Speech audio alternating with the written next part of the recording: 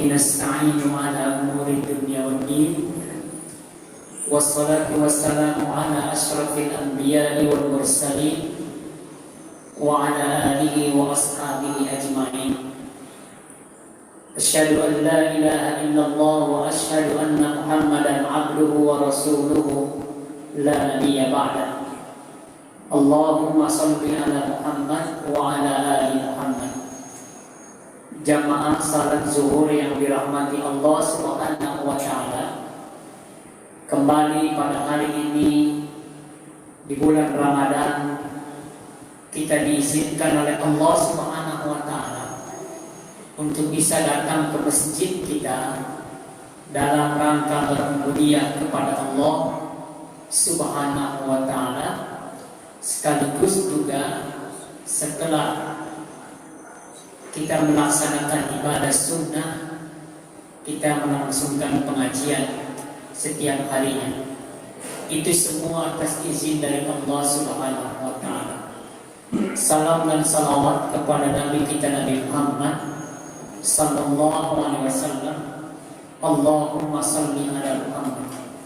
Jamaah zuhur yang dirahmati Allah, menurut Allah Subhanahu wa Ta'ala dalam rangkaian ayat-ayat tentang puasa yang sudah kita hafal ayatnya, yang sering dibaca oleh para guru-guru kita, di mana Allah berfirman, "Syahrul Ramadan alladzi unzila fihi al-Qur'an."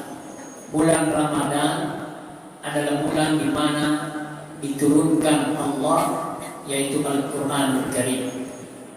Jemaah yang dirahmati Allah Subhanahu wa Ta'ala, oleh karena itu di dalam kesempatan kultum ini saya akan bawakan kisah, karena di dalam Al-Quran selain ayatnya berisi tentang ubudiyah kepada Allah, ayat-ayat Al-Quran juga berisi tentang muamalah, ayat-ayat Al-Quran juga berisi tentang syariat.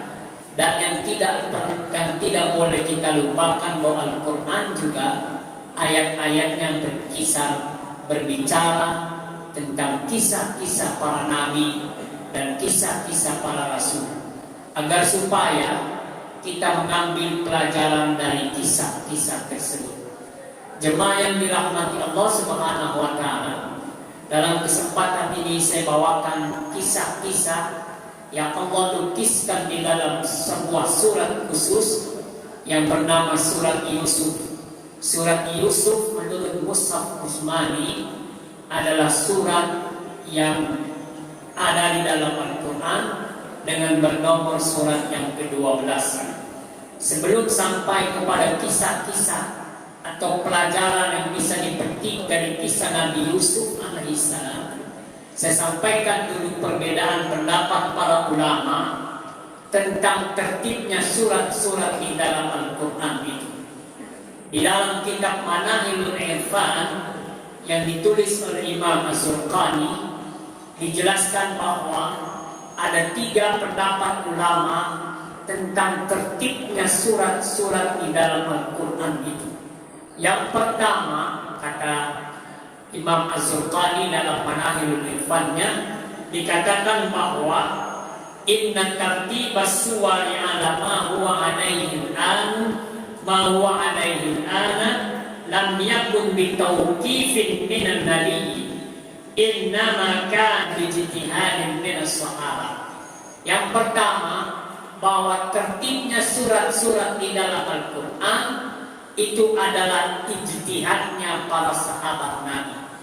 Artinya bahwa di situ ijtihad para sahabat Nabi yang meletakkan surat-surat Al-Quran ini. Di dalam sejarah Islam, dalam kitab Ulumul Quran, contohnya misalnya Mushaf Ubay bin Ka'ab, dimulai yang pertama kali surat Al-Fatihah, yang kedua Al-Baqarah, yang ketiga An-Nisa, yang keempat baru Ali Imran. Itu Mushaf Ubay bin Ka'ab. Sedangkan Mushaf dari Ibnu Mas'ud dimulai dari Al-Baqarah, kemudian An-Nisa, kemudian Ali Imran.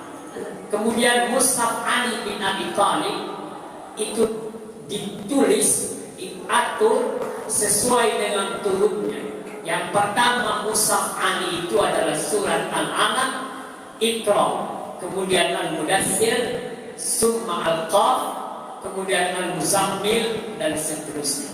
Itu pendapat pertama. Pendapat kedua, bahwa surat-surat Al-Quran itu, yang pertama Al-Baqarah, yang pertama Al-Fatihah, yang kedua Al-Baqarah, yang ketiga Al-Imran, itu adalah merupakan petunjuk dari Nabi. Nabi yang menyuruh meletakkan surat yang pertama Al-Fatihah, yang kedua Al-Baqarah, yang ketiga Al-Imran, dan seterusnya.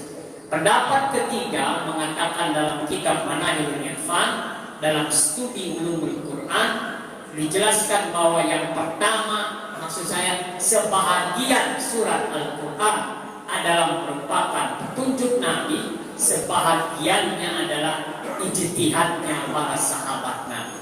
Jemaah yang dirahmati Allah, dalam Mushaf Utsmani bahwa surat Yusuf adalah surat yang ke-12 di dalam mushaf yang kita pegang hari ini. Jemaah yang dirahmati Allah, apa hikmah pelajaran dalam kisah Nabi Yusuf yang digambarkan oleh Allah secara utuh di dalam satu surat itu? Nabi Yusuf adalah Nabi yang lahir dari salah seorang istri dari Nabi Yakub alaihissalam. Karena ayah Nabi Yusuf itu adalah Nabi Yakub. Nabi Yakub memiliki 4 orang istri. Salah satu istrinya melahirkan Nabi Yusuf dan Bunyamin. Jemaah yang dirahmati Allah, pelajaran pertama adalah bahwa Nabi Yusuf alaihissalam di dalam Al-Quran dijelaskan, atau di dalam kitab tafsir misalnya, di dalam tafsir Al-Kabir yang ditulis oleh Imam Ar-Razi, dikatakan bahwa i'lam anna Yusuf alaihissalam kana fi ghayatil jamal wal hasan. Bahwa Nabi Yusuf adalah Nabi yang diberikan oleh Allah Subhanahu wa ta'ala paras yang cantik, paras yang bagus, paras yang ganteng. Nabi Yusuf Allah berikan adalah wajahnya yang bagus. Dengan wajah yang bagus itu, dengan kelebihan yang dimiliki oleh Nabi Yusuf alaihissalam tidak menyombongkan dirinya karena faktor tubuhnya.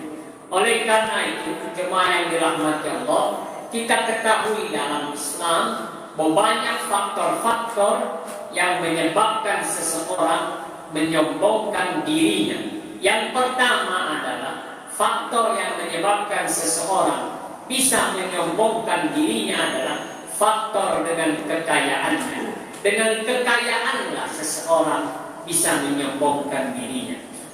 Yang kedua, dengan parasnya, dengan wajahnya juga bisa orang menyombongkan dirinya. Yang ketiga, dengan ilmu yang dia miliki, dengan gelar akademik yang dia miliki, dia bisa menyombongkan dirinya. Nabi Yusuf, Nabi yang mampu untuk bersikap tawadhu, merendah hati dari kelebihan yang dimilikinya.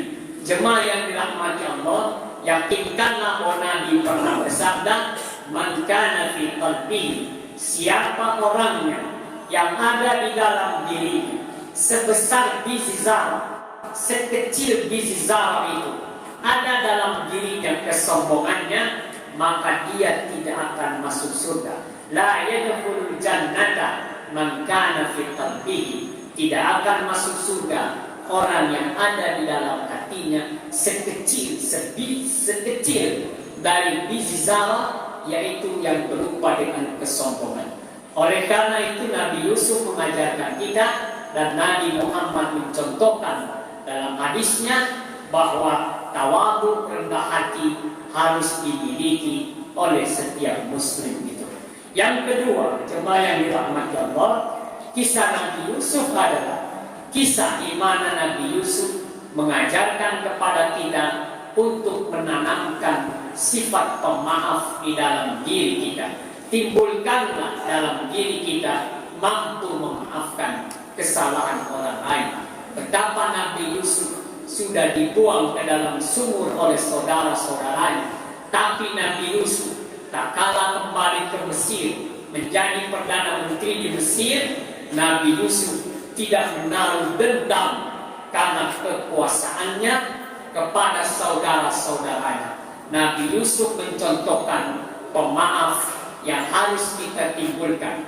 Nabi kita Nabi Muhammad Sallallahu Alaihi Wasallam pernah bersabda, "Ma naqasat sadaqatun min mali wa ma zadallahu 'abdan bi'afwin illa 'izzan."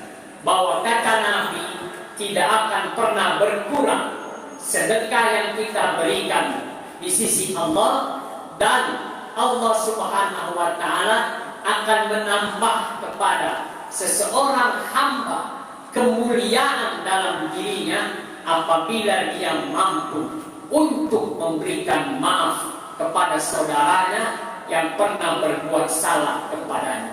Bukankah ultimate goal, tujuan akhir dari ibadah puasa yang kita lakukan adalah menjadikan diri kita sebagai orang-orang yang bertakwa? Al-Quran melukiskan karakteristik dari ciri-ciri orang yang bertakwa. Siapa orang yang bertakwa itu? Ciri-cirinya kita bisa lihat dalam surat Ali Imran. Tatkala Allah merinci satu demi satu ciri orang-orang yang bertakwa itu sebagai tujuan akhir dari puasa itu, bahwa kata Allah, wal kazimin al-ghaiza wal 'afina 'anil nas, orang-orang yang mampu meredam emosinya, mampu meredam amarahnya, dan yang selanjutnya adalah wal 'afina 'anil nas, orang-orang yang mampu memberikan maaf kepada saudara. Jemaah yang dirahmati Allah, di dalam sejarah Islam, tak kala kita membuka kisah Sayyidina Umar radhiyallahu anhu, di mana pada saat itu ada seorang perempuan mendatangi Sayyidina Umar, berkata kepada Sayyidina Umar, "Wahai Umar, tolong Anda tegakkan hukum qisas." Kenapa kata Sayyidina Umar? Karena ada seseorang yang sudah membunuh ayah saya. Kemudian kata Sayyidina Umar, "Siapa orang tadi?" Si fulan. Kemudian kata Sayyidina Umar, "Panggil orang itu ke sini." Kemudian datanglah orang tadi menemui Sayyidina Umar. Kemudian Sayyidina Umar berkata kepadanya, "Tahukah Anda di dalam Islam, orang yang membunuh seseorang tanpa hak, maka dia harus dikisos. Anda akan saya kisos, Anda akan saya bunuh lagi." Kemudian kata orang tadi, "Wahai Sayyidina Umar, sebelum Anda mengkisos saya, izinkan saya terlebih dahulu untuk kembali ke kampung halaman saya, karena ada hal yang penting yang harus saya selesaikan selama 1 minggu, wahai Sayyidina Umar." Kemudian Sayyidina Umar berkata kepada orang tadi, "Wahai saudara, jika saudara saya izinkan pulang kampung halaman selama 1 minggu, siapa yang akan menjamin saudara akan balik lagi menemui saya? Siapa yang akan menjaminkan diri Anda kalau Anda akan kembali lagi ketemu sama saya?" Kemudian mendengar perkataan Sayyidina Umar, sahabat Nabi Salman Al-Farisi yang namanya dijadikan Masjid Institut Teknologi Bandung berdiri berkata kepada Umar, "Wahai Umar," kata Salman, "sayalah yang akan menjaminkan orang tadi. Jika orang tadi tidak datang, maka saya yang akan Anda kisos." Kemudian setelah khutbah Jumat, Sayyidina Umar berkhutbah, melihat orang tadi belum datang juga. Sayyidina Umar khawatir jangan-jangan orang tadi tidak datang. Sebab kalau orang tadi tidak datang, maka Salman sahabat Umar yang akan dikisos. Kemudian orang tadi tidak datang juga setelah salat Jumat. Akhirnya Sayyidina Umar berkata kepada para hadirin yang hadir, "Wahai saudara-saudara, saksikanlah, hari ini saya akan mengkisos Salman Al-Farisi." Kemudian tak kala Salman sudah berada di tengah lapang yang akan dikisos oleh Sayyidina Umar, tiba-tiba dari kejauhan datang orang tadi berkata, "Wahai Umar, Anda jangan mengkisos dia, saya sudah datang. Kemudian orang tadi datang. Akhirnya kata Sayyidina Umar kepada orang tadi, siap-siap, Anda akan saya kisos. Kemudian orang tadi berdiri di tengah lapang. Sebelum Sayyidina Umar datang membunuhnya, mengkisosnya, tiba-tiba ayah dari perempuan tadi berdiri kepada Sayyidina Umar dan berkata, wahai Umar, Anda jangan mengkisos dia. Kemudian Sayyidina Umar berkata, bukankah dia sudah membunuh ayah saudari? Kemudian kata perempuan tadi, wahai Umar, saya sudah memaafkannya. Jemaah yang dirahmati Allah.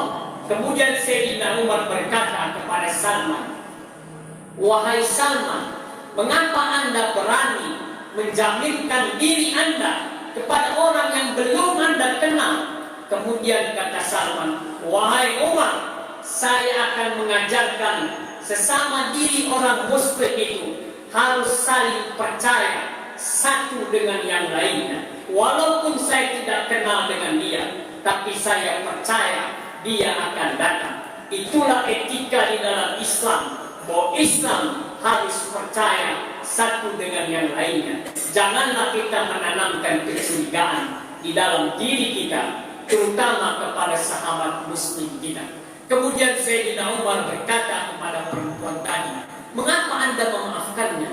Bukankah Islam, kata perempuan tadi, mengajarkan bahwa maaflah kata yang paling indah di dalam Islam. Itulah yang dicontohkan oleh Nabi Yusuf alaihissalam, betapa beliau tak kalah berkuasa, beliau memaafkan saudara-saudaranya yang pernah membuangnya di dalam sebuah sumur tuai.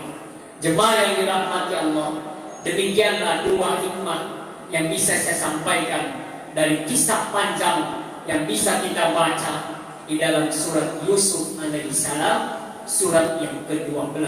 Semoga Allah membimbing kita, mengantarkan kita di dalam menjalankan ibadah Ramadan ini. Semoga akhirnya kita menjadi orang-orang yang bertakwa, yang salah satu cirinya kata Ali Imran adalah wal afina 'anil nas, orang yang mampu memaafkan kesalahan orang lain. Billahi taufiq wal hidayah wal inayah wal ridha. Assalamualaikum warahmatullahi